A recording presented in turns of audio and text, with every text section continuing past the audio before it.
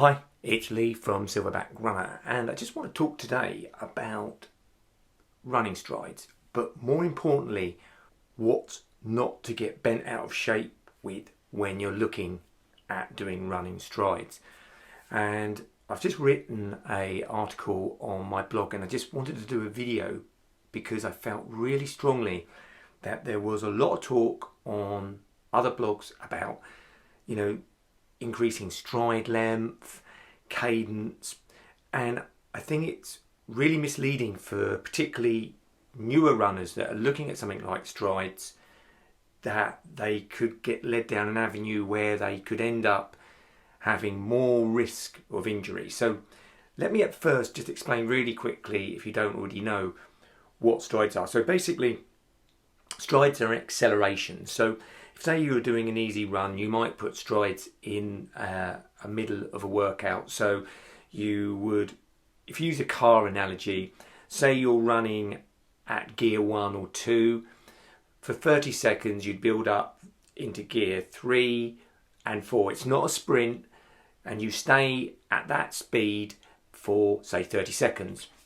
Then you come down through the gears again, and then you're going to recover, say, for 90 seconds. Now, there's variations on that, but that's it in a nutshell. Now, the benefits of that for the mechanics of your running, particularly if you've only just begun running, to actually begin to be able to get used to running faster, your body adapts to that instead of going straight into things like tempos and intervals, which could tee you up for more injuries. So in principle, a great way to begin to adapt your body to running faster. The problem or potential problem is that as a human species, we like to overcomplicate everything. So we like to then start saying, well, hang on a moment, by doing longer strides, will I get faster? By doing shorter strides, is that the right thing to do? And all these things are interesting, and I'm as guilty as anyone of being fascinated by this and looking at my Garmin and seeing what my cadence is and all these things.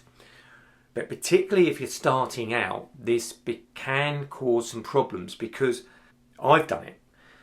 Where I start to look at my stride length, of course you tend to look at your stride length from the front, so you tend to kind of think, I've got to stretch out more. Now, if you'll do that, then it's like putting a brake on your body every time you overstride, which is going to create a potential for more injuries. The stride length actually more comes from behind, so as you kick up, as you push, if that makes sense.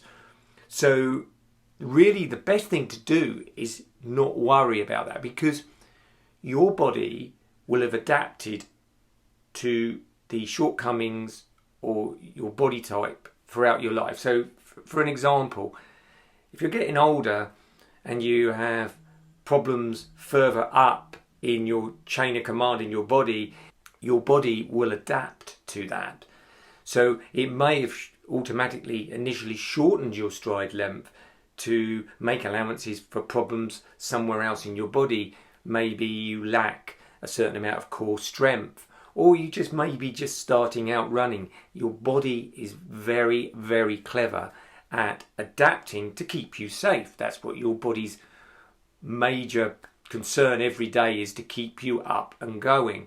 So if you're going to do strides, trust your body, because your body will adapt as it sees that it's safe to do so. So instead of pushing things and thinking, oh, I'm going to stride further, just by accelerating in your strides within a safe limit. And of course, if you're not sprinting, if you are actually just increasing your speed for a very short period of time, say 30 seconds, then that is giving your body time to adapt. So for a little while, drop the thoughts of, am I doing 180 steps per minute? Is my cadence right? Is my stride length correct? Just drop that and do the strides, and do them in a non-comparative way. Don't worry about anybody else, just yourself. So If you're going along in that first gear, second gear, halfway through, say an easy run, just pick it up to gear 3 and then 4, and then keep at that 4 to the end of the 30 seconds. And then, like I said earlier, then just recover for 90, going back down to your easy run pace, or if you need to, perhaps a short walk. But remember, if you're getting out of breath, you're feeling like it's a sprint, then reduce the repeats or lengthen out the recovery time and let your body do its work. As you get stronger, as you get used to doing this, then you'll find that naturally your body will adapt to the correct stride length for you, and no doubt your cadence will increase. These are all benefits of doing the strides, but don't put the horse before the cart, particularly in the early days.